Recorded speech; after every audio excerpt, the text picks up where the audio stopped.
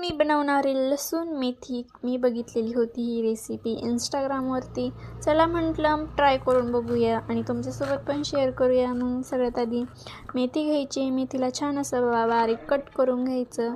त्याच्यानंतर मग लसूण पण घ्यायचं. लसूणच्या पण बारीक बारीक बारीक स्लाईस करायच्या. त्याला पण छोटं छोटं करून कट करून घ्यायचं. मग त्याच्यानंतर मेथी कापून घ्यायची. तिला छान धुवून घ्यायची आणि मग त्याच्यानंतर कढईमध्ये तेल तापायला ठेवायचं. मग त्याच्यानंतर तेल तापल्यावर जिरं टाकायचं छान. मग जिरं टाकल्यावर मग त्याच्यानंतर लसूण टाकायचं परतायला. मग छान असं परतून घ्यायचं आणि त्याच्यानंतर त्याच्यामध्ये भाजी टाकायची आणि छान एकजीव करून मिक्स करून घ्यायचं दोन्ही पण छान असं लसूण वगैरे.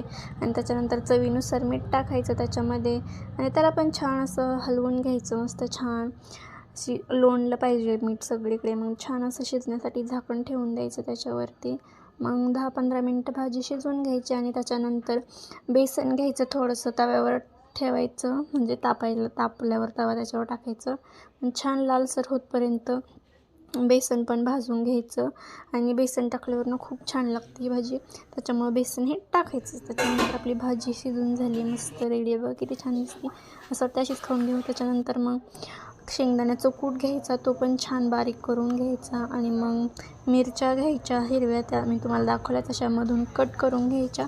कट केल्यानंतर परत थोडंसं तेल तापवायचं. त्याच्यानंतर जिरे टाकायचं. मग आपण कापलेल्या मिरच्या होत्या त्या टाकायच्या आणि त्याला छान फ्राय करून घ्यायचं. मिरच्यांना एकदम असं लालसर होतपर्यंत छान फ्राय करायचा आणि मग त्याच्यानंतर तुमच्या आवडीचे जे पण मसाले असेल ते टाकायचे किंवा मग नाही टाकले तरी चालतात.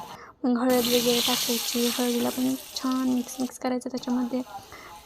मी थोडीशी धना पावडर वगैरे टाकली होती. मग ते धना पावडरला पण छान मिक्स करून घ्यायचं आणि मग नंतर आपण जी मेथीची भाजी शिजवली होती ती टाकून घ्यायची. लसणामध्ये जी आपण भाजी शिजवली होती ती छान अशी टाकायची त्याच्यामध्ये आणि मग शेंगदाण्याचा कूट केलेला तो पण त्याच्यामध्ये छान टाकायचा आणि त्याला पण छान असं मिक्स करून घ्यायचं. आणि मग त्याच्यानंतर जे आपण बेसन मग अशी भाजलं होतं ते पण त्याच्यावर टाकून घ्यायचं छान असं. आणि मग बेसन टाकल्यावर त्याला पण एकदम छान असं मिक्स करायचं आणि ते शिजण्यासाठी त्याच्यामध्ये थोडंसं पाणी ॲड करायचं. जेवढं तुम्हाला पाहिजे असेल तेवढं पाणी त्यामध्ये घालायचं आणि त्याला पण छान 10-15 मिनिटं असं शिजवून द्यायचं.